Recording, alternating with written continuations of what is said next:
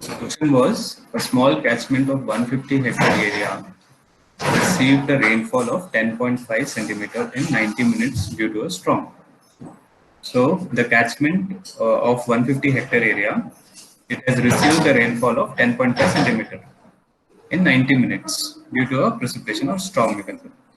At the outlet of the catchment, the stream draining the catchment was dry before the storm. That means the outlet point of the catchment was dry before the rain started. Okay, and experienced a runoff lasting for 10 hours with an average discharge of 1.5 meter cube per second. Okay, so after the storm was started, it experienced a runoff at that point, outlet point, of discharge rate of 1.5 meter cube per second. That means per second 1.5 meter cube of water was discharging. Okay, for 10 hours. The stream was again dry after the runoff event. That means after 10 hours, again the stream was completely dry. Okay, so here the question is, what is the amount of water which was not available to run off due to combined effect of infiltration, evaporation, and transpiration? Okay, how much ever the water was precipitated, in that how much water was infiltrated or evaporated or transpirated, and how much amount of water was lost in transpiration. Okay, so combined, how much of water was not available, we are asking. And secondly, what is the ratio of runoff to precipitation? Okay, so the answer for this is, so first I gave you the formula yesterday. The water budget equation says runoff is equal to precipitation minus losses. That is, the runoff will be equal to if you subtract losses, that is infiltration, evaporation, and transpiration losses from the precipitation, total precipitation, you will get what is the runoff. Runoff means what is the flow of water from that catchment area due to the precipitation. So L is losses, okay, and delta T. Here delta T we have to take 10 hours, not 90 minutes, because the discharge was happening for 10 hours at the outlet. Okay, so 1.5 meter cube per second discharge was happening for continuous 10 hours. So discharge, the time duration will be 10 hours, not 90 minutes. Okay. Sir, could you please show the question, sir? 1 minute. Yeah. Thank you, sir.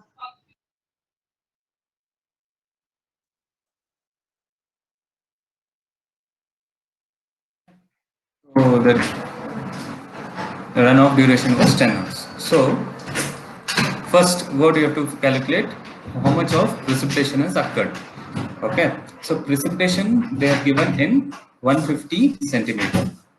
Sorry, 150 hectares, right? So you have to convert it into meter square. Okay, 150 into 100 into 100. What was the precipitation? It was in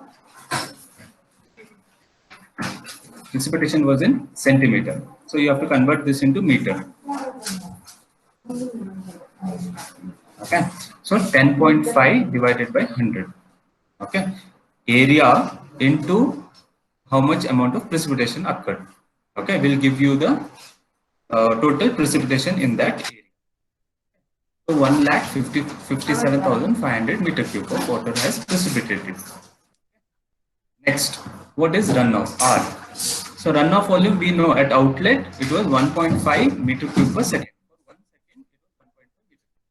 10 hours how much? So 10 into 10 hours into 60 minutes into 60 seconds into 1.5. So much of runoff has happened in that from that catchment area, and so much of precipitation has occurred. Now, if we, if you want to know what is loss, so L is equal to L P minus R. So P is 1,57,500. we will get losses. So this much amount of water, quantity of water has been either infiltrated, the combined effect of infiltration, evaporation, transpiration and surface storage, which was not available for the runoff, at the outlet area, outlet stream.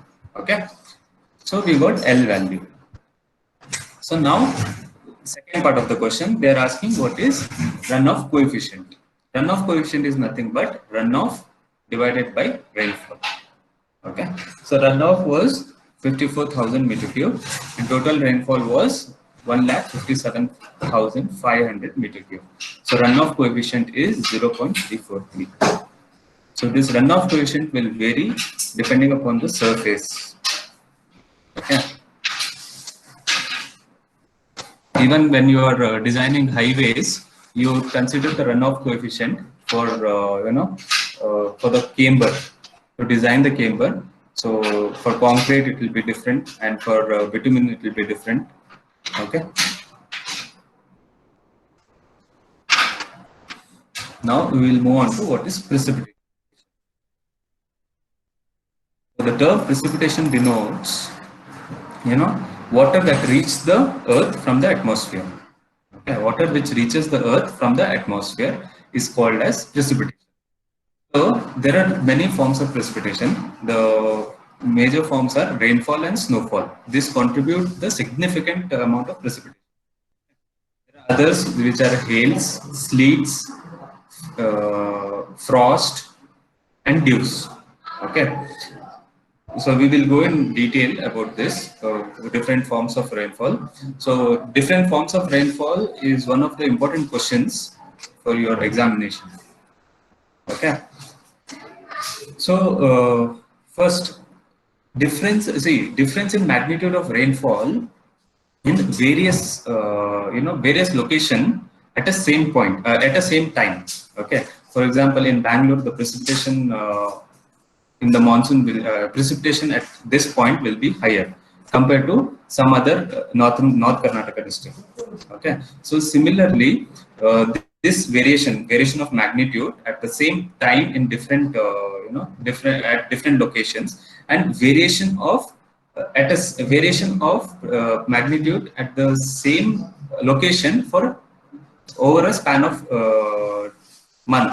different months. Okay, so because of this, this is very obvious. There will be variation in terms of location, variation in terms of seasons. Okay, because due to these variations, we have many hydrological problems such as floods and droughts. Okay, so study of precipitation is very important for us. So study of precipitation forms a major portion of hydrometeorology. So how does a precipitation occur? So what are the conditions required? The 4 conditions are: the atmosphere should have moisture. First and foremost, the atmosphere should have moisture. Then there must be sufficient nuclei present to aid condensation. Okay, in the atmosphere there should be nuclei present. Okay, so weather conditions must be good for condensation of water vapor to take place. Okay. First, atmosphere should have moisture. Next, there should be a sufficient nuclei present in the air to aid condensation. Then, weather condition must be good for condensation of water vapor to take place. The product of condensation, whatever the product we get, the condensation, it must reach Earth. So, if all these conditions meet, then only precipitation will reach the Earth. Then we call it as precipitation. So we will go in detail. So under the proper weather condition, water vapor condenses, okay, over a nuclei. Water vapor condenses over a nuclei to form tiny droplets of water. Okay, these tiny droplets will be of a range of 0.1 mm diameter. Okay, tiny droplets of water will form around the nuclei. Okay, so these nuclei are salts or particles, salt particles or product of combustion, and normally available in plenty. Okay, so these nuclei will be available in plenty. Then the wind speed will facilitate the movement of the clouds. See, once these nuclei are formed, it will form as a cloud. Okay. So wind speed will facilitates the movement of the clouds. Okay. But it will retain the water droplets in suspension.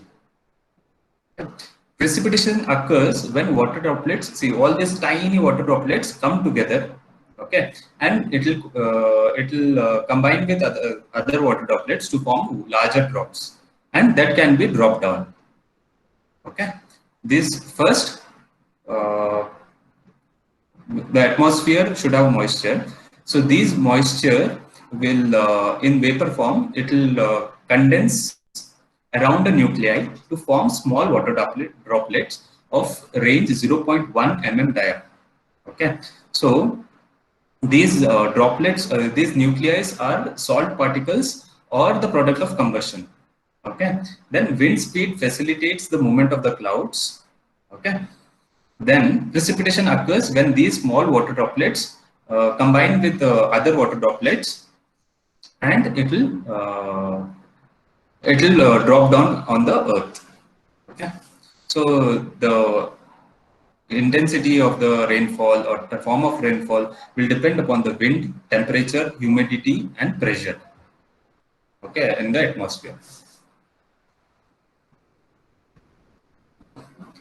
Different forms of precipitation.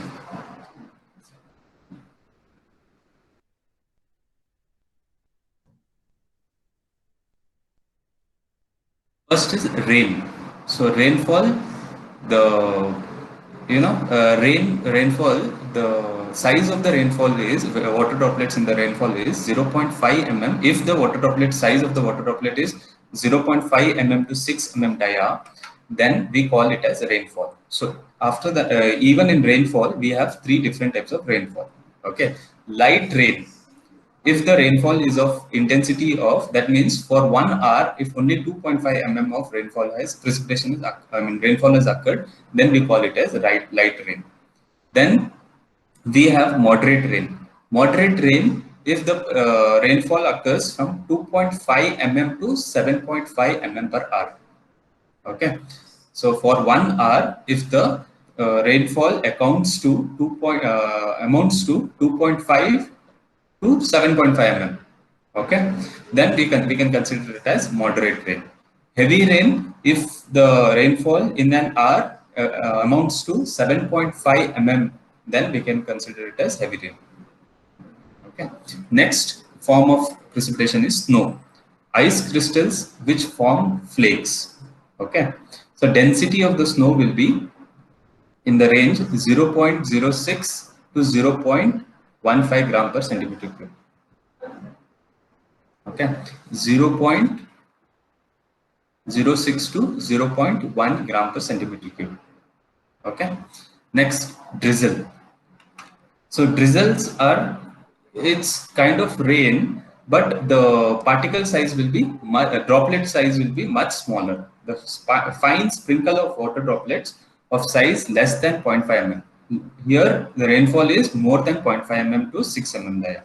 So smaller size, that is less than 0.5 mm, will be categorized as drizzle, and the intensity will be less than 1 mm per hour. Okay. Next, glaze or freezing rain. So this is also rain or drizzle that when it comes in contact with the ground at 0°, the water droplets will freeze and form ice coats and called glaze. Okay, sorry, it's glaze, not glaze. Rain drizzle that come in contact with cold ground at 0°, the water droplets freeze to form ice coats called glaze. Then sleet. Sleets are the frozen raindrops in atmosphere. Fall the ground under gravity. See, the difference between glaze and sleet is, glaze is, it is normal rainfall or drizzle, but if the temperature of the ground surface is at 0°, then as soon as it comes in contact with the ground, it will start to freeze and it will make an ice coats called glaze. Sleet is, even this is the raindrops, but it will froze while falling down itself. in the atmosphere. So it will froze and in the atmosphere, and it will fall to ground under gravity. Hail, uh, irregular pellets or lumps of ice which is greater than 8 mm. Okay, which is greater than 8 mm in size, fall to ground due to self-weight, usually occurs with storms. Okay, this is very important question. I'll just repeat once more. We have rain, snow, drizzle, glaze, sleet, and hail. Rainfall, the diameter of the water droplets are 0.5 mm to 6 mm dia. Okay. The light rain traces to 2.5 mm per hour. Moderate rain, 2.5 to 7.5 mm per hour. Heavy rain, 7.5 mm per hour, more than 7.5 mm per hour. Then we have snow. Snow are the ice crystals which form flakes. The density of it is 0.06 to 0.15 gram per centimeter cube. Then drizzle. Drizzle are the fine sparkle of water droplets of size less than 0.5 mm, and intensity of rainfall is less than 1 mm per hour. Then we have glaze or freezing rain. So rain or drizzle that come in contact with ground, cold ground at 0 degrees, the water droplets freeze to form ice coats and called glaze. Sleet, frozen raindrops in atmosphere fall to ground under gravity. Hail, irregular pellets or lumps of ice greater than 8 mm in size fall to ground due to self-weight, usually occurs with storms. So you can see here, this is rain, this is snowfall.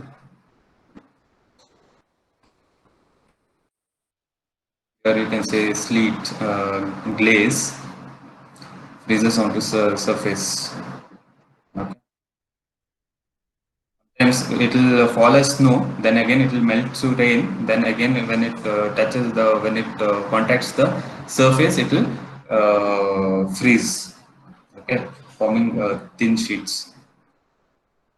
So here you can see hail.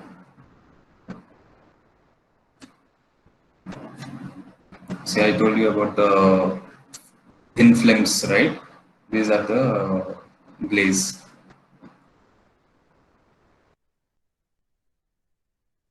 And sizes of hails will range from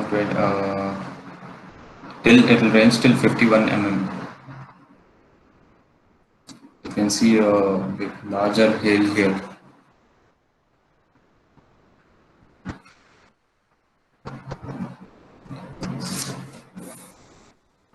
This table you should remember with all these values.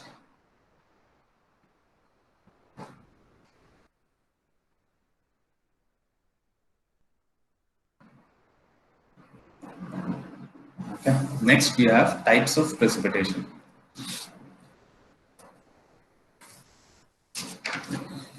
See, even this is important question. Remember, forms of precipitation is different, types of precipitation is different. Okay, forms means in what forms the water will fall to earth. The precipitation will fall on earth. Okay. Types means how, what are the atmospheric conditions before the precipitation. Okay. First is frontal precipitation.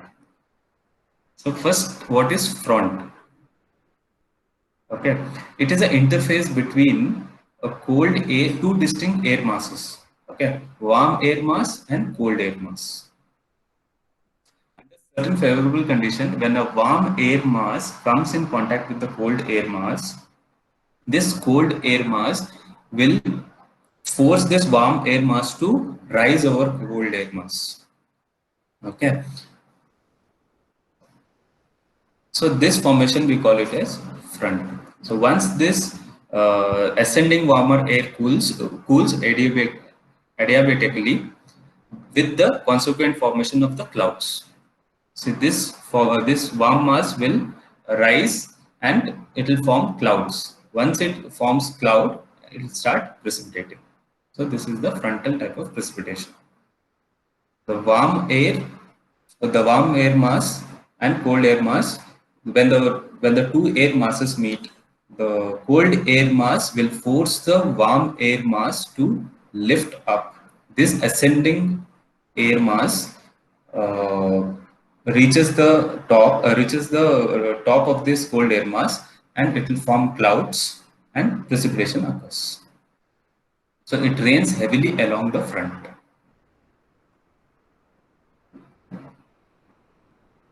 Next is cyclone. What is cyclone?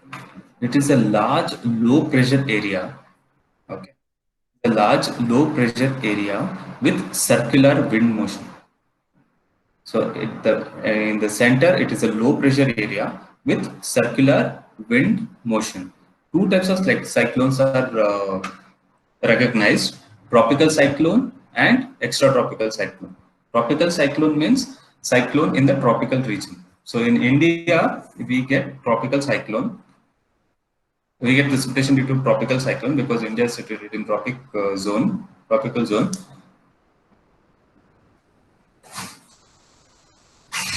So in India, we call it as cyclone. In US, they call it as hurricane and typhoon in Southeast Asia. So here at the center, we call it as eye of the cyclone. Okay, at the center, the pressure is very low. It will be around 915 millibars or something. The normal area of the cyclone will be 100 to 150 kilometers, 200 kilometers in diameter. That means this total area will be 100 to 200 kilometers. Okay, this total area. The center of the storm will be, this eye will be 10 to 50 kilometers. Okay, this center will be 10 to 50 kilometers. So here there will be no much winds. It will be relatively quiet at the center. As it goes away from the center, there will be heavy winds. Okay, strong winds reaching to as much as 200 km per hour. So wind speed gradually decreases towards the outer edge. Okay, as soon as the eye is over, the wind will start, it will increase, and at the outer edge, it will start to gradually decrease. The pressure also increases outwards. So low pressure will be low at the center, it will increase outwards. But the rainfall will be almost uniform throughout this cyclone. Okay, so pressure will be low in the center, wind will be low in the center. So wind will increase soon after the eye of the cyclone, and it will increase, and at the outer edge, it will start to gradually decrease. Okay. Pressure will be low, very low at the center, and it will start to increase. It will start increasing and increasing. So rainfall will be normally, because of this cyclone, the rainfall will be normally very heavy in the entire area occupied by the cyclone. Okay. So during the summer months, tropical cyclones originate in the open ocean. So at the open ocean, this cyclone will originate at 5 to 10 degree latitude, and later on it will move speeds of about 10 to 30 kilometer to higher latitude. First it will start at 5 to 10 degree latitude, then at a speed of 10 to 30 kilometer per hour, it will move to the higher latitudes. So they derive energy from the latent heat of condensation. Okay, so as this cyclone move from the ocean to the land, the energy the energy source is cut off. So as soon as they enter to the land, the intensity of the cyclone will decrease. Okay. So tropical cyclones give moderate to excessive precipitation over very large areas of order of 10 power of 3 km per square for several days. This is tropical cyclone. We have extratropical cyclone. Extratropical cyclones formed in location outside of tropical zone. Okay, associated with frontal system. So tropical cyclone occurs in tropical zone. Extratropical cyclone occurs in outside the tropical zone. And in both the type of cyclones in the northern hemisphere, okay, the cyclone will be winds will be counterclockwise. Okay, in the southern hemisphere it is vice versa. The winds will be clockwise direction. There was a strong counterclockwise wind circulation in the northern hemisphere. The magnitude of precipitation and velocities are relatively lower. So here the precipitation and velocity will be relatively lower than that of tropical cyclone. Okay, so extratropical cyclone, the velocity and magnitude of the wind and precipitation will be lesser than that of tropical cyclone. However, the duration of precipitation is usually longer and areal extent is also larger. Okay, so duration and areal extent is larger. This is extratropical cyclone. Then we have anticyclones. Okay, anticyclone is nothing but here the wind in the northern hemisphere will be clockwise. Okay, in the southern hemisphere it will be anti-clockwise. So these are regions of high pressure. Cyclone, the region of the cyclone, in cyclone the I area will be low pressure region. In anticyclone the I area will be high pressure region. Okay, the weather is usually calm at the center. Anticyclone cause clockwise wind circulation in the northern hemisphere. Winds are moderate speed. Here anticyclone, the winds are moderate speed, and at the outer edges cloudy and precipitation condition exist. Okay, anticyclone. So next is convective precipitation.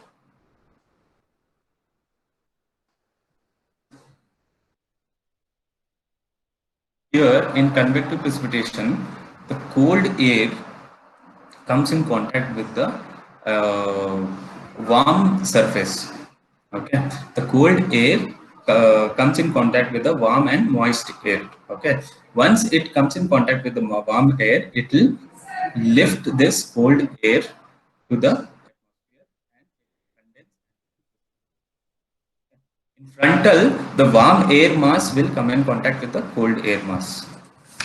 Okay, here cold air is coming in contact with the warm moist air. Okay, so this warm moist air will be traveled on the travel in the atmosphere. It will ascend and condense, and finally it will shower. In this type of precipitation, a packet of air which is warmer than the surrounding air due to the localized heating rises because of its lesser density. Okay. Air from the cooler surrounding flow to take up its place, thus setting up a convective cell. The warm air continues to rise, undergoes cooling, result in precipitation.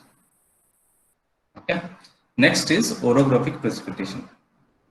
Here, if this is the mountain, here the moist air masses may get lifted. Okay. These air masses will get lifted due to mountain. Okay, due to physical period. Consequently undergo cooling, condensation, and then precipitation.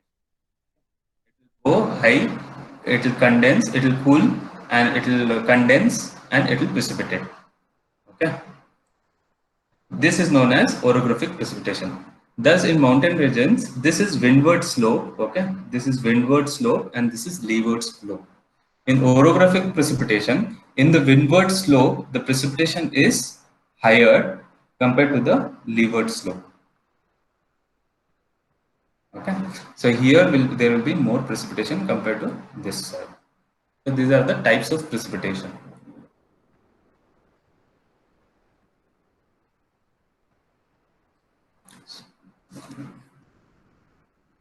I'll just go through once.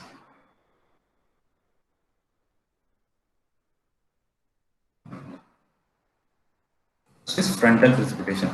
In frontal precipitation, two air masses, one is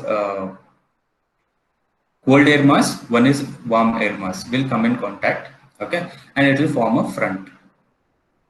then this warm air mass is forced to rise over this cold air mass. Then because of adiabatic process, it will condense and it will precipitate. Okay, this is the frontal precipitation. Then we have cyclone. Cyclone is nothing but low pressure area, and because of the low pressure, it will there will be a counterclockwise, wind in the northern hemisphere. The tropical cyclones, the counterclockwise wind in northern hemisphere, and the pressure will be low in the center and it will gradually increase. The wind will be at the center, it will be calm, but as it moves out of the eye area, then the wind will be very heavy winds of 200 km per hour. Then as it goes outside the outer edge, the wind will gradually decrease. Okay, the precipitation will be very heavy throughout the cyclone. This is tropical cyclone. Extratropical cyclones are the ones which are not in tropical zone, which does not start in tropical zones. It will have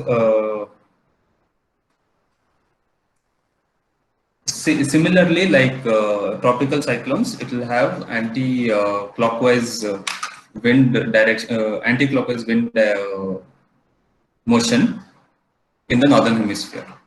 Okay, this is extratropical cyclones.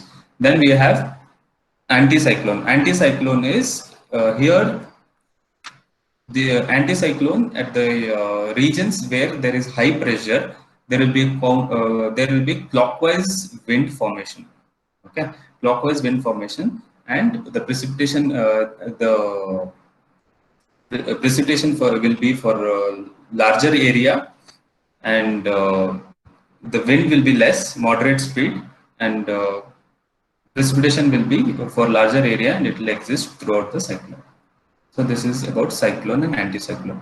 Then we have convective precipitation. Convective precipitation, so small packets of cold air will come in contact with the warm moist air. Then it will these moist air will because of its low density, it will ascend, and it will it will condense and the precipitation occurs. So this is convective precipitation. Then orographic precipitation.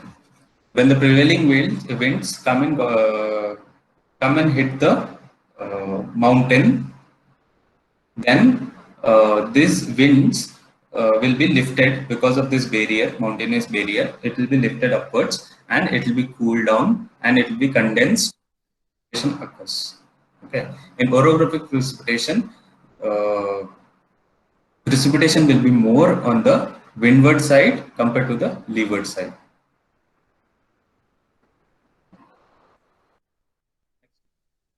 In India, we have four kinds of precipitation.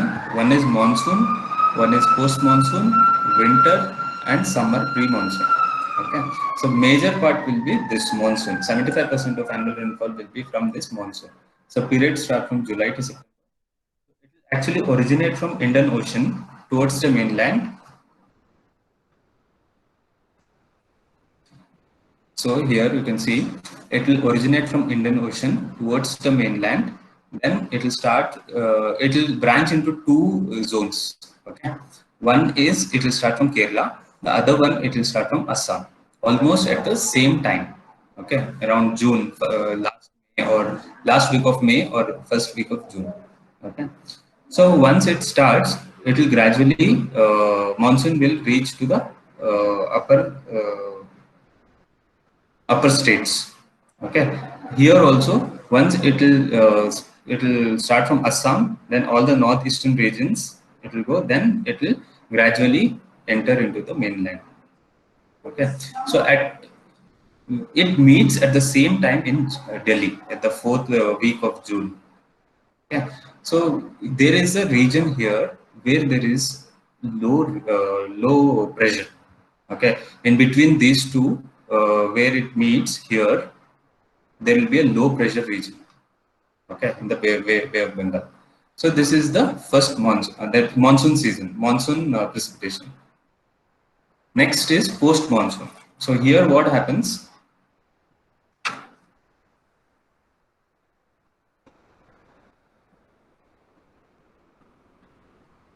As the southwest monsoon retreats, so these monsoon retreats, okay, low pressure area form in Bay of Bengal. Okay, here again the low pressure area will be formed, and easterly flow of air that picks up moisture in Bay of Bengal. So here northeasterly, it will flow back and it will pick up moisture in Bay of Bengal. Once it picks up moisture in Bay of Bengal, this air mass strikes the east coast. This air mass strikes the east coast, and it will form precipitation in the lower Tamil Nadu, lower parts of Tamil Nadu.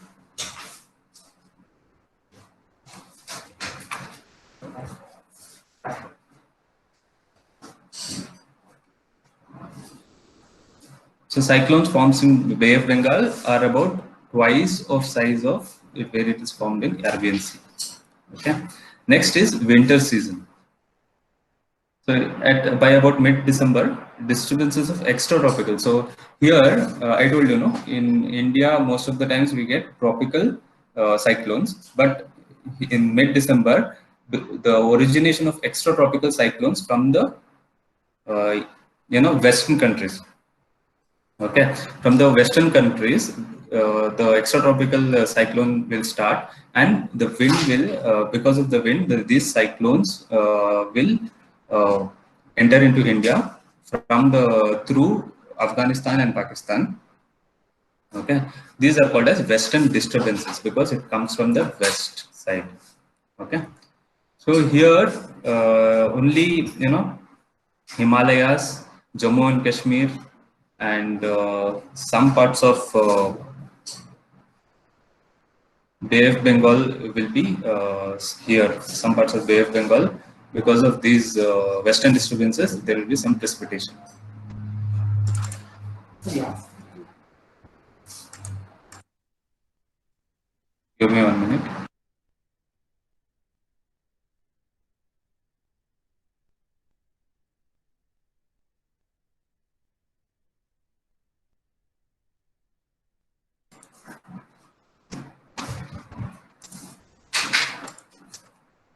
Okay.